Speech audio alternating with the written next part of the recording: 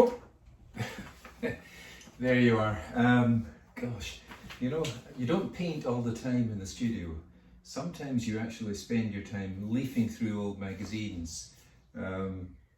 This one isn't entirely a waste of time because although it's got John Travolta on the front, your humble narrator, Ian Charles Scott, is in the middle with his paintings.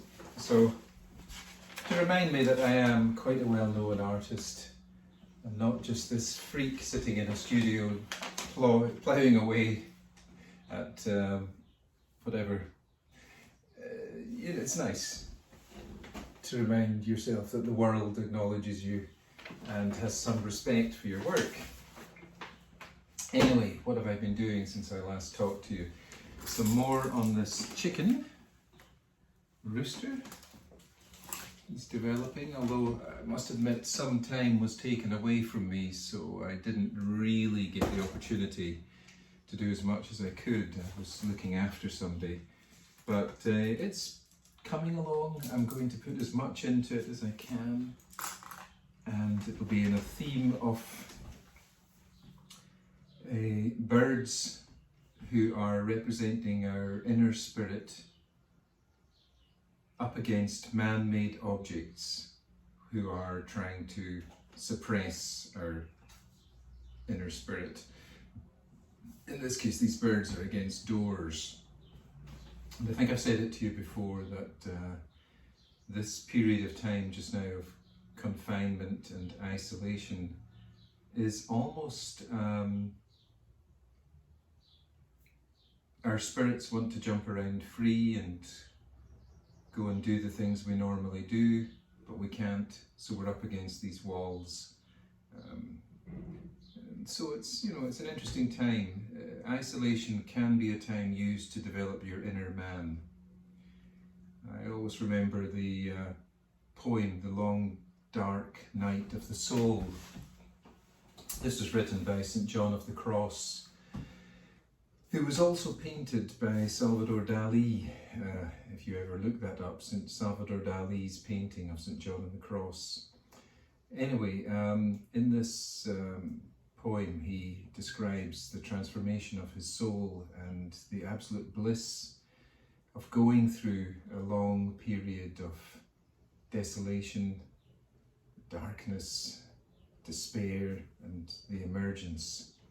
Now, he wrote these poems, St. John of the Cross, when he was kept in a tiny cell, which was one that he could not even stand up in. He had to have his body all squeezed up like this, to fit in it. His clothes were covered with lice and scabs all over his body. He was allowed out once a week by the monks who had incarcerated him to do exercise, but while he was doing the exercise they flogged him. So you can't think of much worse circumstances. Even in that time he bore no resentment towards his captors. His work, which he composed in his mind and wrote later on, bears no resentment or hatred or antagonism towards the people that had subjected him to this. And that reflects in the poetry. He used the time to transform his soul. He used the time to grow, not to hate others and blame others, but to grow. So it was a marvellous experience for him. St. John of the Cross, The Long Dark Night of the Soul, and something you might be using in this period. I was looking at an old painting of mine as well that I did when I used to teach in maximum security prison. And some of the prisoners were allowed out into the grounds to do gardening. And so I created this vision of, these are prisoners basically based on faces, not exactly as they were because you weren't allowed to do that, but based on faces of them around there, and it's a watercolour. This is a very old painting that I basically cannot sell. I've been trying to sell it for years. but it seems to be one of those that's destined to stay with you. Everything else I've done, I've sold, but not this one. So it is travelling around with me. A memory of working in a prison.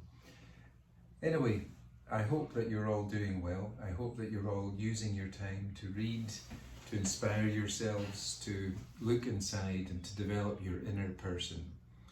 Without something inside you, you're just a hollow man, just an image, just an impression. And it is important to have something inside you. And usually that only develops through difficult circumstances and through time and self-development. So this is one of those periods where you should, if you're able to develop your inner man through art or through whatever particular art form that you love, writing, reading, meditation, yoga, tai chi, listening to talks on the internet, anything that you can do now will pay off in the future. So that's my words for you this week. Carry on with your work, do the Frida Kahlo drawing or essay, send it to me and let me know how you are. Caring for you all. Much love from Professor Scott. Bye.